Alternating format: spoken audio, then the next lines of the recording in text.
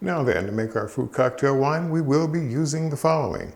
I have 5 15-ounce cans of fruit cocktail in 100% juice, making sure that there were no preservatives in the ingredients. We will be using approximately 3 cups of sugar. Don't know exactly how much we're going to be using until we've taken that first hydrometer reading and making adjustments to suit the taste. I'm going to be using a Red Star Premier Coupe de Blanc wine yeast, principally because of its low AVB potential. I'm going to be using 1/4 teaspoon of regular bread yeast, and that's going to be used as our yeast nutrient substitute. We need 1 black tea bag, and that's going to be acting as our tannin substitute to provide a little bit of astringency at the back end of our winemaking process. We need the juice of 1/4 lemon, and that's going to act as our acid blend substitute. That's going to provide a little bit of acidity to our wine to give it a little bit of brightness. A couple of straining bags will be helpful to contain our fruit during that first part of fermentation. We are going to need 1 gallon of clean filtered water. It would be helpful if we had a wide mouth fermenter, something with a wide mouth opening so we can get our straining bags into the fermenter. After a week, we'll need a secondary fermenter, which in this case is a 1 gallon jug, jar, demijohn, carboy, take your pick. In my case, it's just a recycled apple juice bottle. You are going to need an airlock with bung with the appropriate size to fit your opening. And I should point out that in my case, my particular wide mouth fermenter does have a built-in airlock, although it does come with a standard airlock as well. We'll need a nice 8-quart pot with a good fitting lid.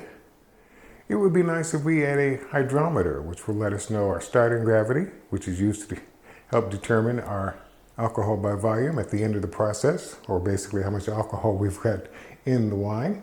Also lets us know if we've had a stuck fermentation. And now, whether you're using Star San or One Step or any other food grade sanitizer that's appropriate for winemaking, we want to make sure that all of our equipment has been properly cleaned and sanitized to make sure that we don't have any issues later on down the road. Most of the items that you see here, you can find links in the description and comment sections of the video. And that is what I'm going to be using to make this wine. Now that we're in the kitchen, we want to go ahead and do a couple of things. One, we want to go ahead and get our tannin/yeast nutrient process started by pouring in about 1/2 cup to 3/4 cup of our water. The remainder we'll go ahead and put in the pot.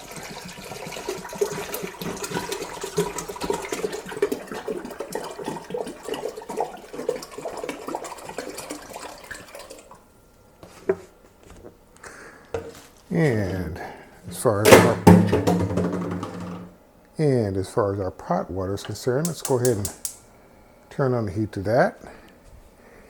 In our small saucepan, we want to go ahead and drop in our tannin substitute and 1/4 teaspoon, roughly, of our bread yeast, which again is going to act as our yeast nutrient. And we want to go ahead and bring that up to a simmer. And let's go ahead and put our lid back on. Let's bring that up to a boil. Okay, let's go ahead and begin the process of getting our fruit into our straining bags.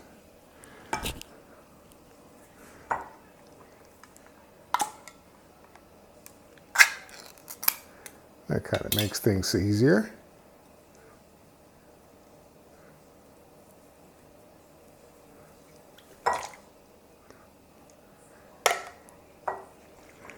And that is what I call a somewhat of a mess.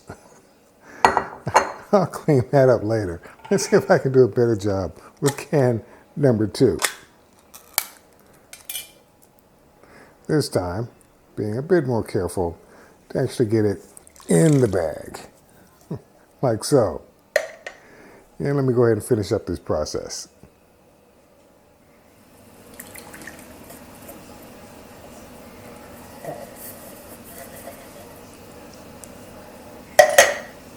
And let's go ahead and tie this off.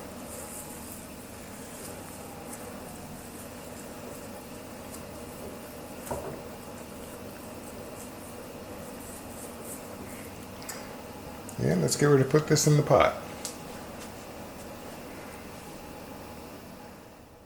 Okay, now that our water has come to a boil, it's now time to go ahead and add in our fruit. Now we're doing this for a couple of try that again. We're doing this for a couple of reasons. Even though this fruit has gone through the canning process, you just can't be too sure as to whether or not it's killed off all of any wild yeast that might have made it for the ride. So by putting in boiling water,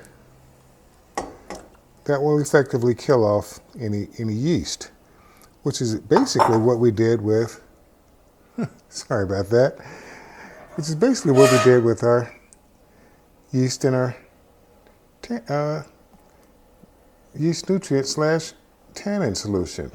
By boiling the water along with the tea, we've killed off the yeast so that the yeast is now dead, and that will later on give our live yeast a little something to feed on. We had a little extra juice that seeped out of the bag, so we'll go ahead and add that to the mix.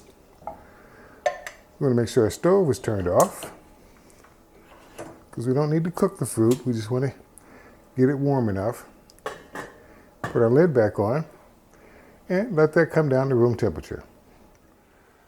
Okay, now that our mixture has cooled down some, let's go ahead and incorporate our sugar.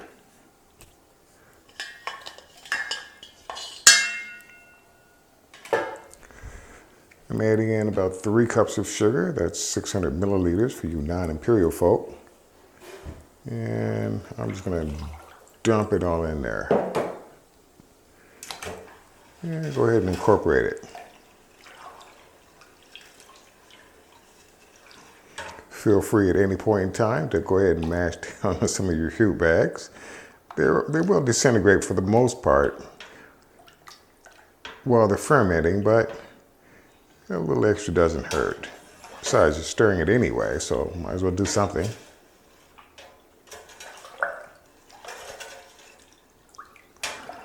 All right, I think that's mixed in well enough.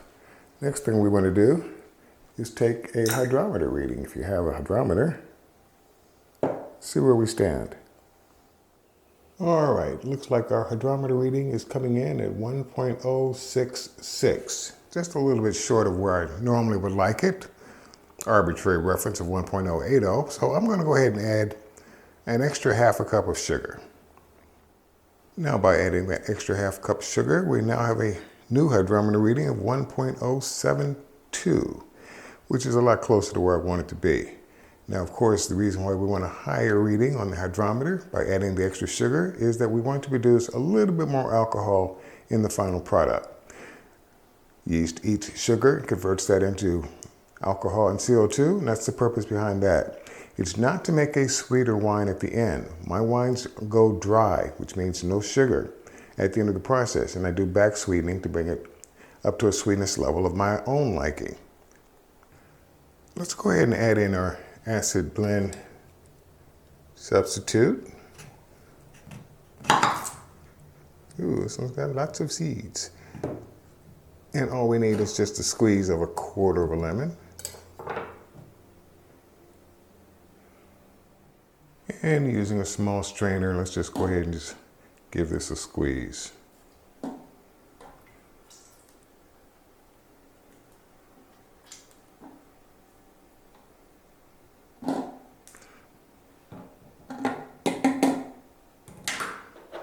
And put our lid back on.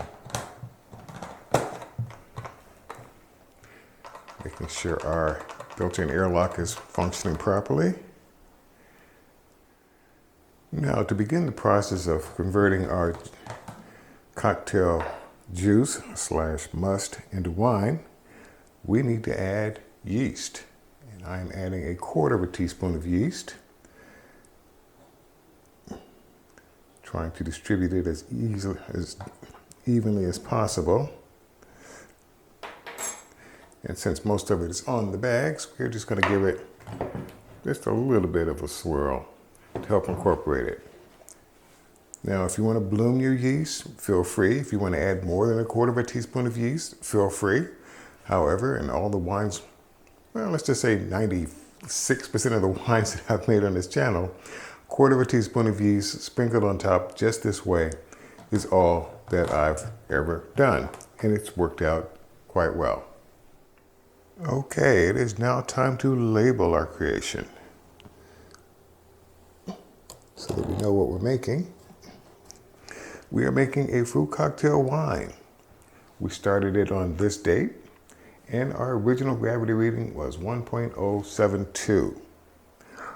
Also, just as an aside, this is a 3-gallon fermenter, and with the straining bags with fruit in it, it comes up to just over about 1.5 gallons. So if you're going to be following this at home, kids, then you might want to use a 2-gallon fermenter at a minimum to hold all of your fruit and liquid.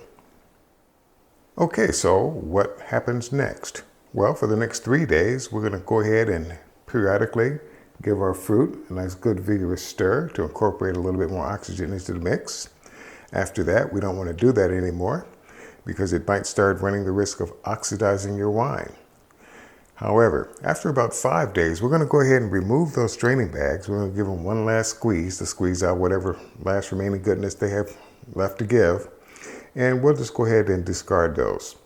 We're going to transfer our musk into our secondary fermenter at that point and begin the process of secondary fermentation. Now that's going to last for several more months.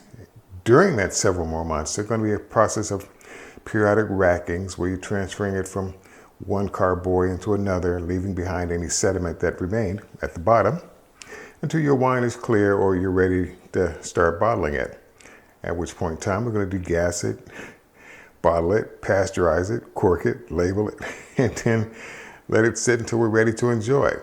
All of these follow-on processes you can find in my channel's playlist under winemaking operations. But with that having been said, this wine is now beginning its journey in becoming a fruit cocktail wine. So if you like what you see here, please click on that subscribe and notify button. Better yet, become a member, help to pay for some of this wine that I'm making, or become a Patreon where you're just simply giving a donation to help this channel maintain itself. But until they're ready for the 12-month tasting for this wine, I'll see you then.